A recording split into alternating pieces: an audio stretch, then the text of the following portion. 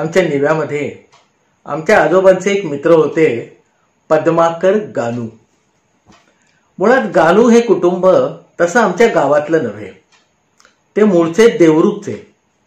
पण या पद्माकर गानूंनी आमच्या निव्याच्या आसपास थोडी जमीन जुमला घेऊन नंतर तिथे घर बांधलं आणि साधारण 1930-31च्या सुमारास ते निव्यामध्ये स्थायिक झाले. या पद्माकर गानूंना 2 मुलगे, एक जनू म्हणजे जनार्दन आणि दुसरा सदू म्हणजे सदाशिव. हे 2 सख्खे भाऊ म्हणजे पद्माकर गानूंचे मुलगे लहानपणापासून भांडकुदळ आणि ज्याला आपण कुबुद्धी म्हणू तसे.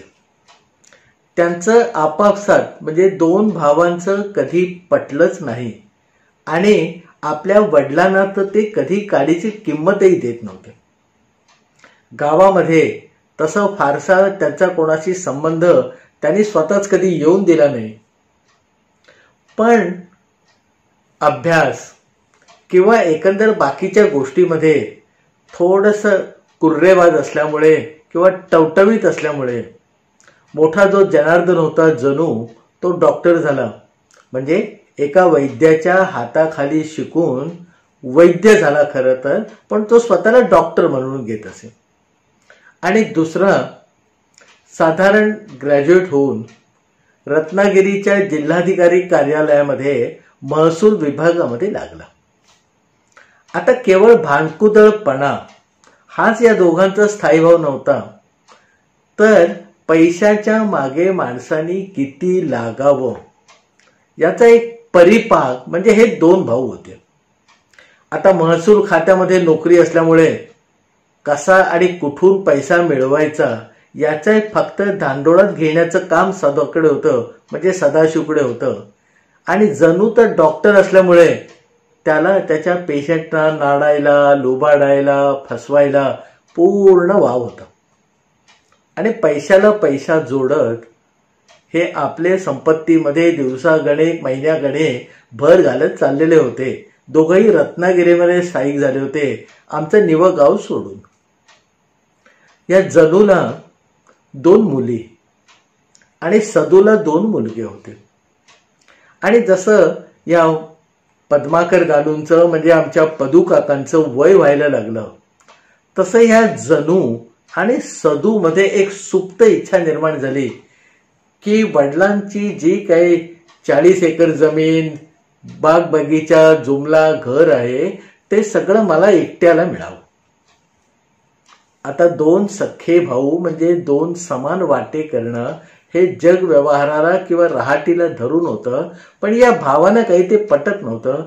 काहीतरी करून हे आपल्या वडिलांचं सगळेच्या सगळं मला कसं मिळेल या दृष्टीने दोघांचे सातत्याने विचार बरीच वर्ष सुरू होते.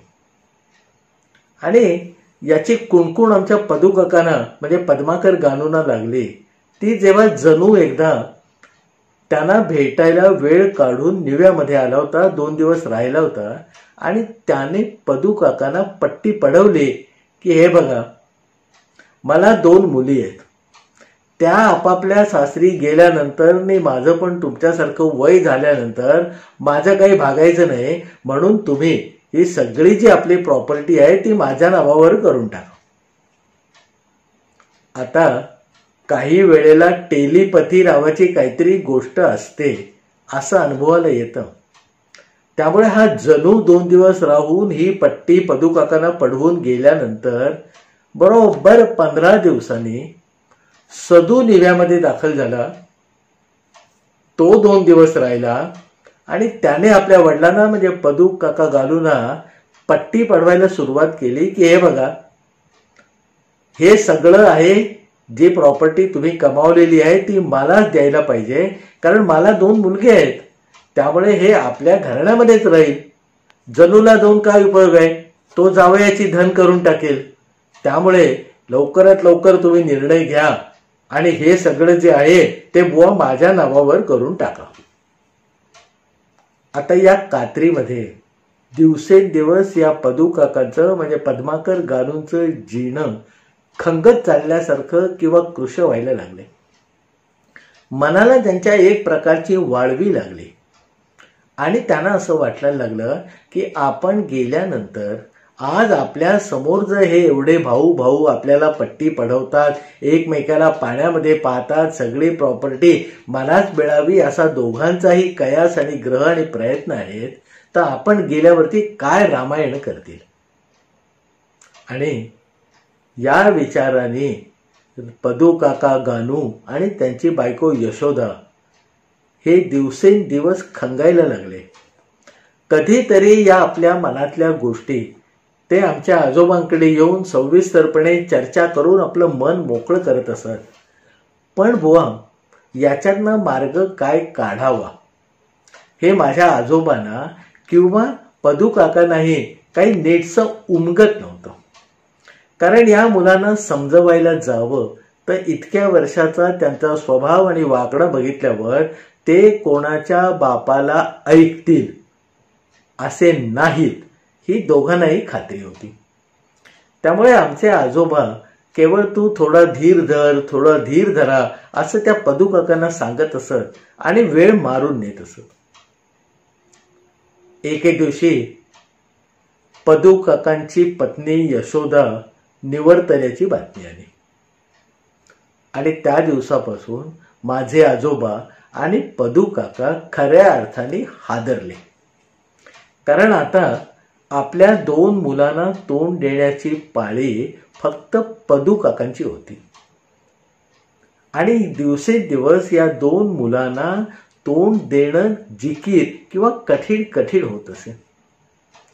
त्याच्यानंतर एक प्रसंग असा घडला की ज्याच्यामुळे खरोखरच आपण गेल्यानंतर हे मुलं काय करतील याचा फार मोठा प्रश्न पदू काकांना सकाळपासून रात्रीपर्यंत सतावायला लागला. पदू काकांच्या आजूबाजूला एक आमराई होती ज्याच्यामध्ये 20-22 आंब्याची कलमं होती आणि ती सगळी कलमं पदू काकांनी स्वतः लावून आंब्याला पाणी घालून ती शिंपून वाढवलेली होती. आणि पत्नी निवर्तल्यानंतर पुढचा जो फेब्रुवारी-मार्च महिना आला त्याच्यामध्ये या सगळ्या आंब्यांना भयंकर मोहर आला आणि मे महिन्याच्या सुमारास भयंकर म्हणजे अतोनात म्हणावे अशी फळं त्या आंब्याला धरले आणि ते आंबे उतरवून आणल्यानंतर पदू काकांची जी पडवी होती म्हणजे घरापुढचा जो कोकणातल्या पद्धतीचा व्हरांडा होता ती सगळी पडवी त्या आंब्याने भरून गेली. पदू काकांनी केवळ ममतेने आणि आपल्या बापाच्या हृदयांना जागून त्यातले 100 आंबे रत्नागिरीला जनूकडे आणि 100 आंबे सदूकडे पाठवले. पण या आंब्याच्या गोडीबरोबरच जनू आणि सदू यांच्या मनामध्ये वेगळ्या प्रकारचं काहूर माजायला लागलं. आता एवढे आंबे येतात म्हणजे या वर्षी आपल्या वडिलांनी ते विकून किती पैसे कमावले असतील यांची गणितं दोघांच्या मनामध्ये रुंजी घालायला लागली. आता एवढे पैसे आपल्या बापाला मिळाले म्हणजे पदू काकांना मिळाले म्हणजे आपलं नुकसान झालं असा काहीतरी ग्रह आणि गणित त्या दोन्ही मुलांनी आपापल्या घरी बसून आपापल्या मनाशी पक्क केलं. दोघांचेही विचार पक्के झाल्यावर पुढच्या वर्षी जनूने थोडी सरशी केली आणि मे महिन्याच्या सुरुवातीलाच येऊन पदू काकांच्या समोर त्याने सगळे आंबे आपल्या माणसाकडनं उतरवले आणि 2 बैलगाड्यांमध्ये घालून ते सगळे घेऊन रत्नागिरीला निघून गेला. एक आंबा आपल्या बापाला किंवा एक आंबा आपल्याला भावाला धाकट्या भावाला मिळणार नाही याची खात्री करून तो गेला. पुढे अर्थातच त्याने ते आंबे विकून टाकले असतील आणि त्याचा बक्कळ पैसा घरामध्ये तिजोरीमध्ये जमा केला असेल. आंब्याच्या मिशांनी पुढच्या 15 दिवसामध्ये जेव्हा सदू पदू काकांना भेटायला आला तेव्हा आंबे सगळे साफ झाल्याचं दिसलं आणि त्याचा जो राग होता तो उफाळून बाहेर आला आणि जाताना पदू काकांना तो एवढंच म्हणाला की पुढच्या वर्षी बघा त्या जनूला आणि तुम्हाला एक आंबा तोंडाला लागून देणार नाही, अशी भीष्म प्रतिज्ञा करून तो सदू आपल्या घरी निघून गेला. सदूने आपलं म्हणणं तंतोतंत खरं केलं. त्याने रत्नागिरीतल्याच एका व्यापाऱ्याशी आपल्या 20-22 कलमांचा व्यापार म्हणजे 1 वर्षासाठी बोलीनी ती त्याला परस्पर विकून टाकली आणि त्या व्यापाऱ्याकडनं पैसे घेऊन आपल्या घरातल्या तिजोरीमध्ये जमा केले. पदू काकांना किंवा मोठ्या भाऊ जनूला याची गंध वार्ता त्याने लागू दिली नाही. केवळ जनूवर उगवलेला सूड आणि यावर्षी आंब्याचं सगळं उत्पन्न मला मिळालं पाहिजे कारण मागच्या वर्षी सगळं जनूनी घेतलंय, या एकाच विचाराने एकाच ध्येयाने त्याने हे सगळं घडवून आणलं. पदू काकांना हे कळलं जेव्हा तो व्यापारी त्याचे 2-4 शिपाई म्हणजे रखवालदार घेऊन पदू काकांकडे आला आणि त्यांनी सांगितलं की ही 22 कलमं जी आहेत ती तुमच्या मुलांनी यावर्षी मला विकलेली आहेत, त्यामुळे यावर लागणारी सगळी फळं प्रत्येक आंबा मी घेऊन जाणार आहे. गावातले सगळे लोक आश्चर्यचकित झाले आणि पदू काका अक्षरशः हतबल म्हणावे तसे झाले. आमच्या आजोबांना सुद्धा ह्या घटना कळल्यानंतर कुठेतरी आतमध्ये खिन्न व्हायला, डचमळायला, वाईट वाटायला लागलं होतं. 1 वर्ष जनू आंबे येऊन घेऊन गेला. दुसऱ्या वर्षी सदूनी सगळी झाडं परस्पर 1 वर्षासाठी विकून टाकली. या दोन्ही गोष्टी, या 2 भावामध्ये नक्की काय चाललंय हे सांगायला पुरेशा होत्या. त्याच्यानंतर एकदा श्रावणामध्ये पदू काका काठी टेकत टेकत आमच्या आजोबांकडे आले आणि आज या गोष्टीचा सोक्ष मोक्ष करून जायचा असा निश्चय करून ते मांडी घालून माझ्या आजोबांच्या समोर बसले. त्यांनी सगळी कहाणी सविस्तरपणे सांगितली, जी आजोबांना सगळी माहीत होती, आजोबांच्या डोळ्यासमोर घडलेली होती. पण पदू काका आपल्या मनातलं दुःख बोलून हलकं होतील या एका भावनेतून आमच्या आजोबांनी माहीत असलेल्या सगळ्या कहाण्या, सगळ्या गोष्टी सविस्तरपणे पदू काकांकडनं परत ऐकून घेतल्या. आणि मग त्यांना विचारलं की बाबा, आता तू काय नक्की करायचं ठरवलंयस? तशी पदू काकांनी जे काही सांगितलं त्याने आमचे आजोबा वरपासून खालपर्यंत हादरले. पदू काका बोलताना असं म्हणाले की या दोघांचा जो स्वभाव बघितला आणि या दोघांचं एकमेकावर कुरघोडी करण्याचं जर षडयंत्र बघितलं तर आज मी माझ्या हाताने कशीही वाटणी लिहून ठेवली तरी ती या दोघांनाही पटणार नाही. हे कज्जे दलाली म्हणजे कोर्ट कचेऱ्या करतील आणि एक ना एक दिवस ही माझी सगळी प्रॉपर्टी एखाद्या वकिलाच्या घशामध्ये जाईल. इतकं साध्या प्रांजळ शब्दामध्ये आपलं भविष्य पाहणाऱ्या पदू काकांबद्दल आजोबांना कमालीची कणव आली आणि त्यांनाही हे कुठेतरी पटलं की हे जे 2 मुलगे एकमेकांना शह प्रतिशह देत बसतात ते नक्की याच्यावरती कोर्ट कचेऱ्या करणार आणि कदाचित दोघांच्या भांडणामध्ये तिसऱ्याचा लाभ म्हणतात तसं याच्यामध्ये यांच्या केस लढणारे वकीलच बक्कळ पैसा घेऊन जातील आणि हे दोघे शेवटी नामोहरम किंवा भिकेला लागतील. आजोबांनी पदू काकांना थोडंसं शांत केलं, इकडच्या तिकडच्या गप्पा मारल्या आणि पदू काका जेव्हा जायला निघाले त्यावेळेला त्यांना सांगितलं की बाबा, असा पुढच्या 2-4 दिवसामध्ये कधीतरी तुम्हाला वेळ मिळेल तेव्हा तुम्ही परत या, मला तुम्हाला काहीतरी सांगायचंय.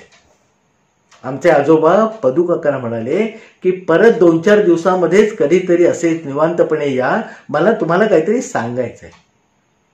पदू काकांनी निरोप घेऊन ते आपल्या घरी गेले. आणि आमच्या आजोबांना काहीतरी सांगायचं हे जे त्यांच्या मनामध्ये आलं, त्यामुळे त्यांना जेमतेम 1 दिवसाचा धीर निघाला आणि 3ऱ्या दिवशी वेळ काढून ते आमच्या आजोबांकडे परत भेटायला आले आणि परत सांगितलं नाही की परवा मी जे सगळं मुलांबद्दल विमनस्कपणे बोललो, माझी खंत तुम्हाला बोलावून दाखवले, माझं दुःख तुमच्या पुढे मांडलं, पण तुम्ही मला जाताना म्हणालात की लगेच 2-4 दिवसात तू येऊन जा, ते काय ते सांगा, मला ते ऐकायचंय, त्याने माझ्या मनामध्ये भुंगा लागलाय, काय असं तुम्ही मला सांगणार आहात? आजोबा म्हणाले, एक गोष्ट आपण करूया, तुमची सगळी प्रॉपर्टी जी आहे त्याची साध्यंत माहिती तुम्हाला आहे, म्हणजे कुठे कुठे कुठच्या कुठच्या जमिनी आहेत, किती म्हणजे हे घर आहे त्याचं काय आहे, आजूबाजूला आमराई आहे त्याचं काय आहे, घरामध्ये जे काही सोनं नाणं पैसा असेल त्याची मोजदाद तुमच्या डोक्यामध्ये असेल. पदूकाका म्हणाले, आहे बुवा. आत्ता मला जर कोणी सांगितलं तर तुझ्याकडे काय काय आहे ते तुम्हाला घडाघडा विष्णू सहस्त्रनामासारखं वाचून दाखवता येईल. आजोबा म्हणाले, ठीक आहे, आता आपण एक 10 मिनिटं चहा घेऊया आणि दरम्यानच्या काळामध्ये तुम्हाला जशी वाटणी करावी असं वाटतं तशी मनातल्या मनात तुम्ही वाटणी करा. आणि असं म्हणून आजोबांनी आजीला चहा टाकायला सांगितलं आणि चहा घेऊन दोघांचा झाल्यावर शांतपणे पदूकाकाने विचारलं की आता सांगा की तुम्हाला ही वाटणी कशी करून हवी आहे. पदूकाकांना काही नाही म्हटलं तरी थोडंसं कुठेतरी हायसं वाटलं होतं आणि त्याने सांगायला सुरुवात केली, बा जमिनीचा हा तुकडा मी जणूला देईन, तो तुकडा सदाशिवला देईन, अमुक देईन तमुक देईन. आणि आजोबांच्या आमच्या लक्षात आलं की सगळ्या आपल्या असलेल्या स्थावर आणि जंगम मालकीच्या सगळ्या वस्तूंची एक यादी आणि त्याची वाटणी पदूकाकांच्या मनामध्ये पक्की आहे. आजोबांनी आपल्या डेस्कमध्ये एक कागद काढला आणि त्याच्यावरती जसं त्यांनी सांगितलं होतं पदूकाकाने तसं लिहून काढलं की माझ्या पश्चामध्ये अमुक अमुक गोष्ट ही जणूला द्यावी आणि तमुक तमुक गोष्ट ही सदूला द्यावी. ती यादी आजोबांनी लिहून काढल्यावर परत एकदा पदूकाकांना वाचून दाखवली. तुम्हाला अशीच वाटणी करायची ना, तुमच्या मनाप्रमाणे असंच आहे ना? पदूकाका म्हणाले, हो असंच आहे. मग म्हणे, मी हा एक कच्चा कागद बनवलाय, तुमचं पटकन जर काही बरं वाईट झालं तर हा कागद निदान तुमच्या बापाची इच्छा म्हणून तरी तुमच्या मुलांसमोर मला ठेवता येईल आणि त्याला ते किती मान देतील आणि त्याच्यानंतर काय होईल हे आपण आता ईश्वरी इच्छेवर सोडून देऊया. असं म्हणून पदूकाकांची त्या केलेल्या वाटणीच्या कागदावर आमच्या आजोबांनी सही घेऊन ठेवली. पदूकाकाला नाही म्हटलं तरी थोडंसं हायसं वाटलं आणि ते जायला निघणार एवढ्यात आजोबा म्हणाले की बाबा तुझे आणि माझे संबंध खूप वर्षाचे आहेत आणि निदान तुझ्या मनामध्ये जर असं असेल की मी तुला फसवणार नाही तर तू माझी एक गोष्ट ऐक. हे ऐकून पदूकाका स्तिमित झाले. म्हणे, अहो तुम्ही गावचे खोत, तुमचा माझा इतक्या वर्षाचा केवळ संबंधच नाही तर आता ऋणानुबंध आहे. तुम्ही आज मला एवढं मोकळं केलं तर तुमच्यावर अविश्वास दाखवण्याचं माझ्या स्वप्नातही कधी येणार नाही. पदूकाकांनी मोठेपणाने खुलेपणाने असं सांगितल्यावर आमच्या आजोबांनी सांगितलं की ठीक आहे, आता तुम्ही मला जर एवढा माझ्यावर विश्वास असेल तर एका कोऱ्या कागदावर सही करून द्या. आजोबांनी सांगितलं. पदूकाकांना सांगितलं की माझ्यावर विश्वास आहे म्हणता तर तुम्ही मला एका कोऱ्या कागदावर सही करून द्या. पदूकाकाने बिलकुल आडेवेडे घेतले नाहीत. त्याने तिथला स्टाक उचलला, आजोबांनी दिलेल्या कागदावर खाली वर कोरा असलेल्या कागदावर खाली आपली सही करून तो कागद आजोबांच्या स्वाधीन केला आणि थोडंसं का होईना पण मन शांत झाल्यासारखं त्यांना वाटलं. आपल्या मनावरचं ओझं कोणीतरी निदान अर्ध वाटून घेतलंय असं त्यांना वाटायला लागलं आणि ते आपल्या घरी गेले. आता नियतीचा संकेत म्हणावा की योगायोग म्हणावा, आमच्या आजोबांचं आणि पदू काकांचं हे बोलणं झाल्यावर महिन्याभरानंतर पदू काकांनी शांतपणे आपल्या घरी डोळे मिटले आणि ही बातमी रत्नागिरीला कळल्यावर सदू आणि जनू दोघेही एखाद्या तीरासारखे सुटले आणि निव्यामध्ये दाखल झाले. त्यावेळेला येताना पद्धतशीरपणे त्यांनी आपल्या कुटुंबांनाही आणलं होतं. योग्य प्रकारे पदू काकांचे अंतिम संस्कार, त्याच्यानंतरचं 12वं 13वं सगळं पार पडलं. कोणी बोलायला काहीही तयार नव्हतं, पण एक धुमसणारा अग्नी कुठेतरी आहे याची जाणीव गावातल्या सगळ्या लोकांना कुठे ना कुठे मनाच्या आतमध्ये होत होती. आणि त्यामुळे एकदा 13 दिवस झाल्यानंतर काय नाटक होतं, काय प्रकार होतो हे बघण्याची एक उत्सुकता किंवा अनामिक भीती गावातल्या लोकांच्या मनामध्ये घर करून राहिली होती. 13 दिवस संपले, 14 दिवस संपले. दोघांची फॅमिली म्हणजे सदूचं कुटुंब, जनूचं कुटुंब एकाच घरामध्ये, पदू काकांच्याच घरामध्ये राहत होतं. दाखवत नव्हते, पण आतून काहीतरी चाललं आहे हे सगळ्यांना जाणवत होतं. आता हा आमच्या कोकणामध्ये म्हणतात मुद्या. मुद्या म्हणजे एखादं मुद्दा किंवा एखादं मटकं. हा मुद्या फोडायचा म्हणजे ही गाठ सोडवायचं काम आमच्या आजोबांनी आपल्या शिरावर घेतलं. कारण त्यांनी पदू काकांना शब्द दिला होता की तू म्हणशील तशी वाटणी मी तुला करून देईन किंवा तुझ्या मुलाकडनं मी तसंच घडवून आणीन. तो शब्द पुरा करायची वेळ झाली होती. म्हणून आमच्या आजोबांनी सावधपणे त्यावेळेला पंचक्रोशीमध्ये पंच नावाची एक जमात असे.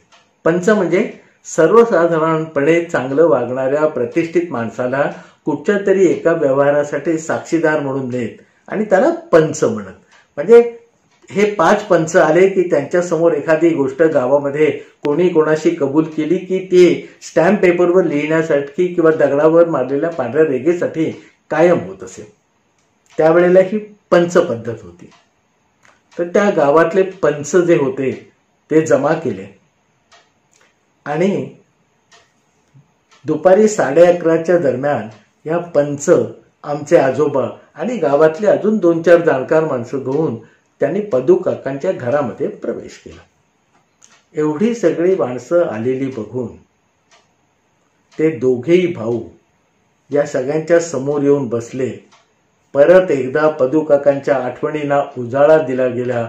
सगळ्यांनी त्यांच्या आठवणी काढल्या आणि मग आमच्या आजोबाने मुद्द्याला हात घातला. त्यांनी जनू जो मोठा मुलगा होता त्याला विचारलं की बाबा आता तुझे आई आणि वडील दोघेही निवर्तलेले आहेत, त्यांची थोडीशी का होईना पण प्रॉपर्टी आहे, त्यांचं आता तुम्ही काय करणार आहात? तर जनू म्हणाला की काय करणारा म्हणजे काय, करून झालेलंच आहे. बाबांनी मला हे सगळं द्यायचं कबूल केलेलं आहे. असं म्हणून पहिला एक बॉम्ब आमच्या आजोबांवर या जनूने टाकला. त्याचं म्हणणं असं होतं की मागे मी कधीतरी जेव्हा आलो होतो तेव्हा पदू काकांनी मला सांगितलेलं आहे की माझ्या पश्चात हे सगळं तुझं आहे. आता हे जनूचं म्हणणं ऐकून घेतल्यावर सगळ्या पंचांनी आणि आजोबांनी सदूकडे पाहिलं. तर सदू त्याच्यापेक्षा तारस्वरात ओरडत म्हणाला की हा जनू खोटं बोलतोय. दादानी म्हणजे पदू काकांनी हे सगळं द्यायचं मला कबूल केले. मला 2 मुलगे आहेत, हे आपल्याच पिढीत राहिलं पाहिजे, आपल्याच घरात, असं करत करत करत आणि ह्या दोघांनीही जेव्हा दावा केला की मृत पदू काकांनी हे देण्याचं मला एकट्याला देण्याचं कबूल केलेलं आहे, त्यावेळेला ह्या पंचमंडळीमध्ये चलबिचल सुरू झाली आणि आता ह्या दोघांना कज्जे कलाली म्हणजे वकिलाकडे कोर्टात गेल्याशिवाय पर्याय नाही आणि आपलं पंचमंडळींचं आता काही चालणार नाही असं बहुतेक गृहीत धरायला त्या सगळ्या जमलेल्या लोकांनी सुरुवात केली. आमचे आजोबा म्हणाले की बाबांनो, तुम्हाला तुमच्या वडिलांची एक इच्छा विदित करण्यासाठी सांगण्यासाठी मी आज आलेला आहे आणि हे पंच बरोबर घेऊन आलेलं आहे. तर दोघांनी म्हणजे सदूनी आणि जनूनी आमच्या आजोबांकडे प्रश्नार्थक मुद्रेने पाहिलं की बाबा, आमच्या वडिलांची प्रॉपर्टी, त्याचा मालकी हक्क आमच्याकडे आणि हे गावचे खोत त्याच्यामध्ये विनाकारण का पडतायत, अशा नजरेने अशा भावाने आमच्या आजोबांकडे दोघांनी एकाच वेळेला पाहिलं. आजोबा म्हणाले, तुमच्या वडिलांनी एक कागद केलेला आहे आणि तो कागद अतिशय धक्कादायक आहे आणि म्हणून तुम्हाला तो कागद देण्याच्या आधी या पंचमंडळींना मी वाचायला सांगणार आहे. कारण हा एकच कागद आहे आणि रागाच्या भरात जर तुम्ही तो फाडून टाकलात तर निदान असा कागद झालेला होता याची साक्ष ही पंचमंडळी नोंदवतील, म्हणून मी आधी पंचांना देणार आहे आणि मग तुम्हाला वाचायला देणार आहे तुमच्या वडिलांची इच्छा काय होती. आता मरता क्या न करता अशा परिस्थितीमध्ये ते दोन भाऊ कात्रीमध्ये सापडल्यासारखे सापडले आणि निदान काय लिहिलं आहे ते वाचू तरी अशा भावनेने ते शांत बसले. आमच्या आजोबांनी सगळ्यात आधी त्या कागदावरची सही सगळ्या पंचांना आणि त्या दोन मुलांना दाखवली. बाबा, हे खाली लिहिलेली ही सही तुमच्याच बापाची आहे का, म्हणजे पदू काका गानूंची आहे का? सगळ्यांनी मान डोलावली. हो म्हणे. ज्यांनी त्यांचा हस्ताक्षर कधी ना कधी सही पाहिली होती त्यांनी ती लगेच ओळखली की ही पदू काकांचीच सही आहे. मग म्हणे, आता वरचा मजकूर वाचा. वरचा मजकूर वाचा म्हटल्यावर सगळ्या पंचांचे डोळे विस्फारायला लागले आणि आपण आगीतून फुफाट्यात पडत चाललो अशी कुठेतरी त्यांची भावना व्हायला लागली. कारण एकाने, दोघांनी, तिघांनी, 5 पंचांनी तो वाचला, गावातल्या प्रतिष्ठित मंडळींनी वाचला आणि तो जनूकडे देणार एवढ्यात आजोबाने तो कागद आपल्या ताब्यात परत घेतला आणि मोठ्या खणखणीत आवाजात त्या दोन्ही मुलांना ऐकू जाईल आणि पंचांनी वाचलेले आहे ते परत एकदा रिपीट होईल अशा पद्धतीने त्या कागदावरचा मजकूर वाचायला सुरुवात केली. आजोबांनी जे लिहिलेलं होतं तेच वाचून दाखवलं. त्याच्यामध्ये असं लिहिलेलं होतं की माझी प्रॉपर्टी, मी पद्माकर गानू, माझी प्रॉपर्टी आणि पुढे जी 2 नावं घातलेली होती ती अतिशय धक्कादायक होती. रत्नागिरीमध्ये त्या काळात अतिशय गाजलेले 2 वकील होते, एक सबनीस आणि एक दाते.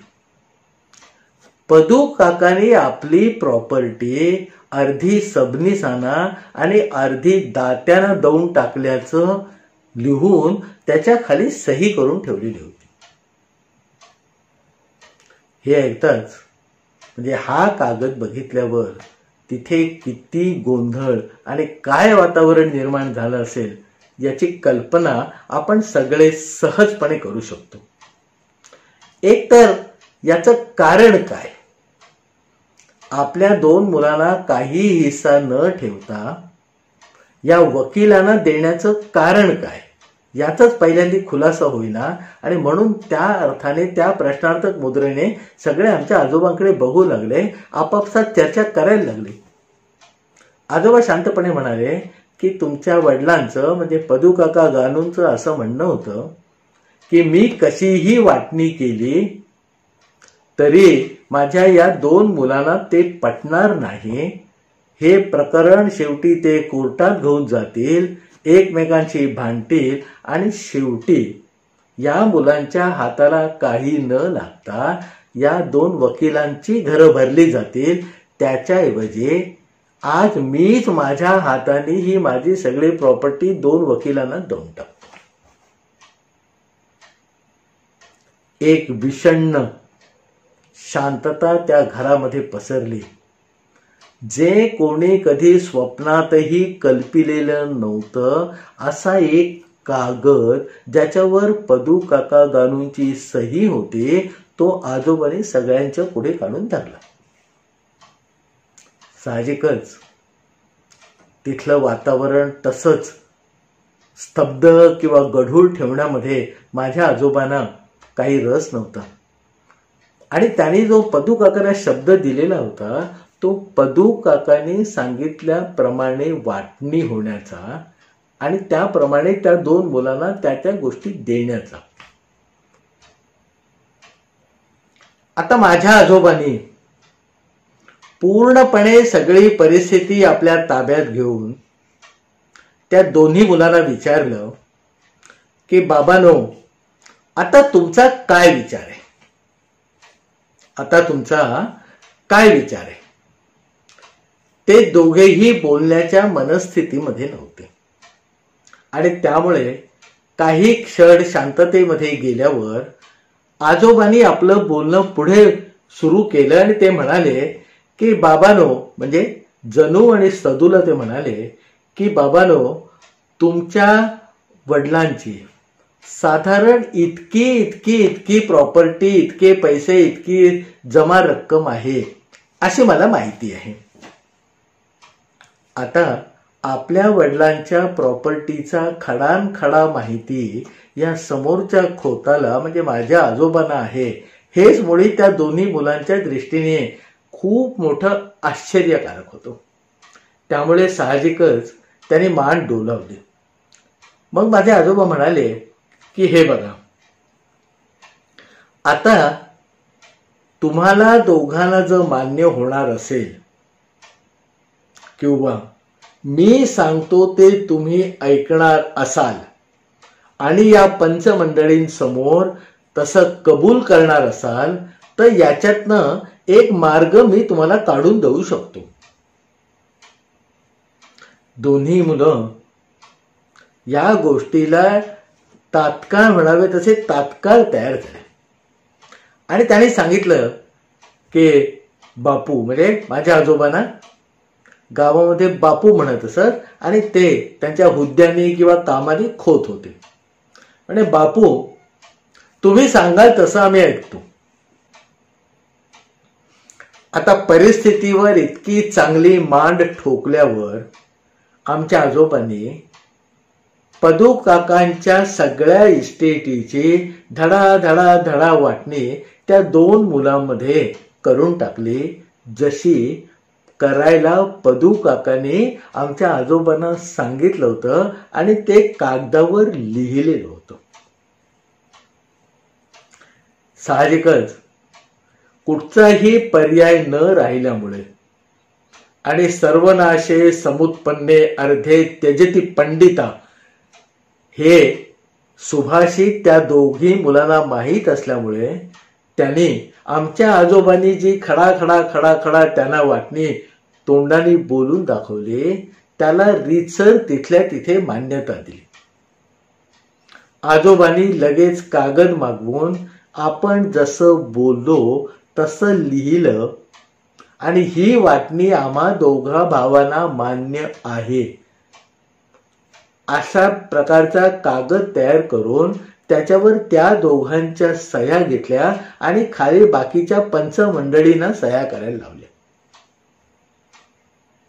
आणि त्या क्षणी, ज्या क्षणी त्या दोन भावांनी आजोबांनी जशी वाटणी केली तसं लिहिलेल्या कागदावर सह्या केल्या आणि त्याच्यानंतर पंचमंडळींच्या सह्या झाल्यावर आमच्या आजोबांना पदू काकांना आपण दिलेल्या शब्दाला जागल्याचं किंवा तो पूर्ण केल्याचं समाधान लाभलं. वातावरण थोडं मोकळं झालं, तणाव दूर झाला आणि पंचमंडळींना काहीतरी आज आपण चांगलं काम करून इथून बाहेर पडणार, जो अतिशय कठीण प्रश्न वाटत होता त्याचं सोयीस्कर चांगलं निघालेलं उत्तर दोघांच्या गळी उतरवण्यामध्ये आणि तसं लिखापडी करून घेण्यामध्ये आपल्याला यश मिळालं, हा आनंद त्या सगळ्यांच्या दृष्टीने अक्षरशः गगनामध्ये न मावणारा होता. थोडस सारवासारव, थोडीशी चलबिचल थांबल्यावर महसूल खात्यामध्ये जो सदू काम करत होता त्याच्या डोक्यामध्ये परत गिरकी आली आणि त्याने आजोबांना विचारलं की काय हो बापू, आता हा पंचमंडळींनी कागद बघितलेला आहे ज्याच्यामध्ये आमच्या वडिलांनी त्या 2 वकिलांना ही सगळी संपत्ती देऊन टाकलेली आहे. उद्या त्या वकिलांपर्यंत जर ही बातमी गेली आणि ते या आमच्या प्रॉपर्टीवर, आमच्या वडिलांच्या मिळकतीवर कब्जा करायला आले तर आपण काय करणार? प्रश्न अतिशय योग्य आणि थेट होता.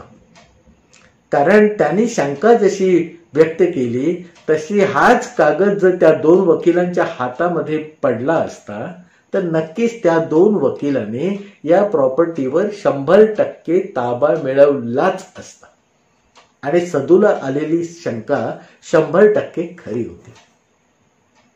आता पंचमंडळींसकट सगळ्यांची पाण्यामध्ये परत एकदा नाका तोंडापर्यंत पाणी जाण्याची वेळ त्यांच्यावर आलेली होती. कारण सदूचा हा प्रश्न किंवा या पद्धतीने कोणी विचार केलाच नव्हता. प्रश्न सुटला, वाटणी झाली असं मानून सगळेजण आपापल्या घरी जायला निघाले होते. आमच्या आजोबांकडे त्याही प्रश्नाचं उत्तर होतं. ते म्हणे, आता सांगायला काही हरकत नाही, कारण या पंचमंडळी पुढे बसून तुम्ही पदू काकांना जशी वाटणी पाहिजे होती तशी केल्याचं एक करारपत्र किंवा खतावणी माझ्या समोर आणि या पंचमंडळींच्या सहीने नक्की झालेली आहे. आणि आता हा कागद जरी त्या वकिलांकडे गेला तरी ते वकील बिलकुल कब्जा करू शकणार नाही याची तजवीज मी केलेली आहे. आणि जास्त लोकांना प्रश्नार्थक मुद्रेमध्ये ठेवण्याऐवजी आमच्या आजोबांनी त्यांना सरळपणे सांगून टाकलं की बाबांनो, मी मगाशी जसं खडानखडा तुम्हाला तुमच्या प्रॉपर्टीची वाटणी बोलून दाखवली, तीच वाटणी तशीच लिहून पदू काकांनी त्यावरही सही केलेला एक कागद माझ्या दप्तरामध्ये आहे. आणि पदू काकांकडून माझ्या विश्वासाला जामीन ठेवून एका कोऱ्या कागदावर मी त्यांची सही घेतली होती आणि आता तुम्हाला दाखवलेल्या ज्याच्यामध्ये 2 वकिलांना सगळं देऊन टाकल्याचा उल्लेख आहे तो हा कागद आहे. आणि कोर्टाच्या भाषेप्रमाणे, कोर्टाच्या नियमाप्रमाणे जो कागद सगळ्यात नंतर झालेला असतो किंवा अर्वाचीन असतो तो ग्राह्य मानला जातो.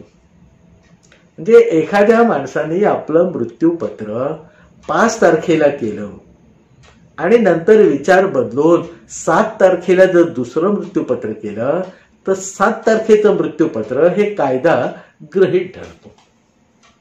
आणि त्यामुळे या कागदावर ज्या दिवशी पदू काकांची माझी प्रत्यक्ष भेट झाली ती तारीख टाकलेली आहे. आणि पदू काकांनी सरसकट वाटणी लिहून त्याच्या खाली जो सही करून दिलेला कागद आहे त्याच्यावर मी या तारखेच्या 1 महिना नंतरची तारीख टाकलेली आहे. लक्षात येते आपल्या? पदू काकांनी जो कोरा कागद दिला होता त्याच्यावरती आजोबांनी आपल्या मनचं हे सगळं लिहिलं की दोन्ही वकिलांना माझी सगळी संपत्ती देऊन टाकणारे, आणि त्याच्यावर त्या दिवशीची तारीख घातली आणि पदू काकांनी सही करून आजोबांनी वाटणी लिहिलेला जो कागद होता त्याच्यावरती 1 महिना नंतरची तारीख टाकली.